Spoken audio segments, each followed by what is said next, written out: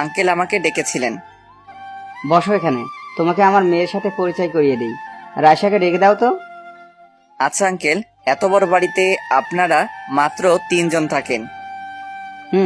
আমরা ছাড়া আর কেউ থাকে না। বাবা আমাকে ডেকেছিলে? মা, এদিকে আয়। ওর নাম হলো আরিয়ান রহমান। এবার থেকে ও আমাদের সাথেই থাকবে।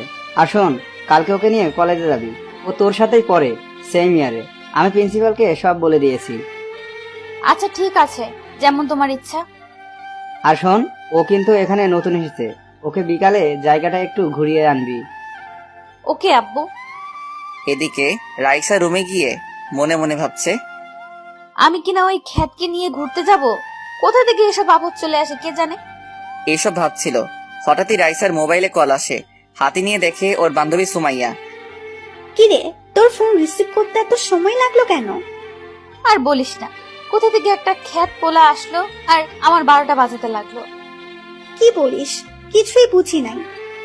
তারপর রাইসা সুমাইয়াকে সবকিছু খুলে বলল। এখন তুই বল, ওর মতো খ্যাত ছেলে কি আমার সাথে যায়? না, কিছুতেই চাই না। একটা কাজ কর, তুই ওকে নিয়ে বিকেলে আমাদের আড্ডা দেওয়ার জায়গায় চলে আয়। তুই কি পাগল হলি? ও আমাদের সাথে আড্ডা দিবে? আমি তা বলি নাই, তুই ওকে নিয়ে আসিস, তারপর আমরা ওর ক্লাস নেব। আমি কি বলতে চাইছি তুই নিশ্চয়ই বুঝতে পারছিস। বাহ, তোর মাথায় তাহলে একটু হলেও বুদ্ধি আছে। কেন, তুই কি সেটা আজকেই বুঝতে পারলি? এতদিন জানতাম তোর মাথা গোবরে ভর্তি। এইভাবে ওরা দুই বান্ধবী মিলে কথা বলতে লাগলো।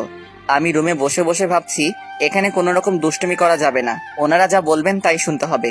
কিছুক্ষণ পরে দুপুর হয়ে গেল। তারপর গোসল করে ফ্রেশ হয়ে বিছানায় খালি গায়ে বসে আছি। হঠাৎই কোথা থেকে রাইসা রুমের ভিতর ঢুকে পড়লো।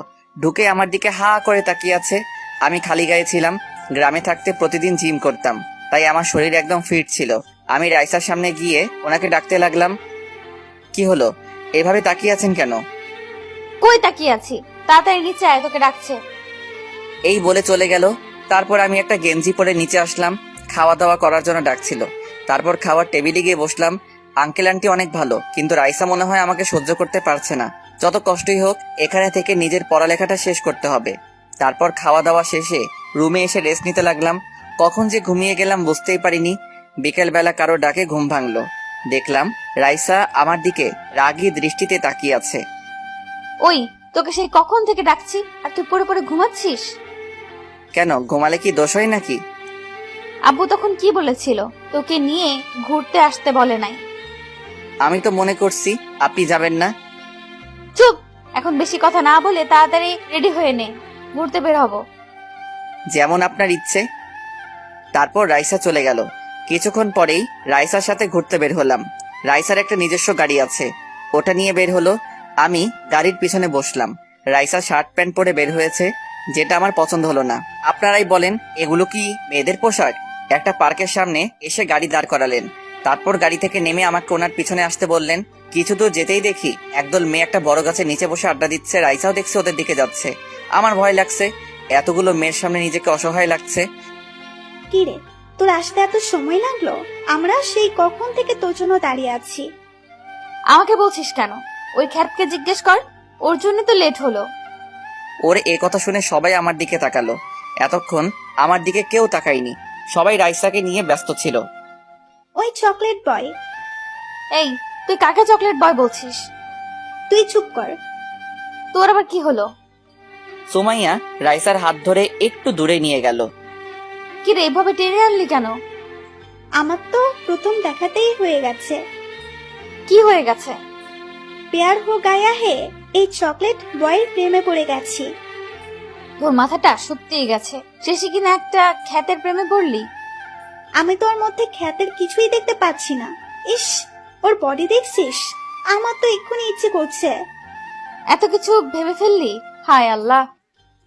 যে করেই হোক ওর সাথে আমার লাইন করিয়ে দে না। এসব করে লাভ নাই, ও প্রেম করবে না। কেন, তুই কি ওকে প্রপোজ করেছিস নাকি যে বলছিস ও প্রেম করবে না? তুই পাগল হলি? আমি কিনা ওকে প্রপোজ করবো? হাসাইলি। এদিকে আমি দূরে থেকে অসহায়ের মতো ওদের দিকে তাকিয়ে আছি। কেউ একটু বসতেও বলছে না। চল, ওর সাথে একটু মজা করা যাক। তার আগে বল, তুই আমাকে ওর সাথে সেটিং করিয়ে দিবি? আহারে, আমার বান্ধবী তো দেখছি প্রেমে একেবারে লাইলি হয়ে গেছে। দেখ, মজা করবি না।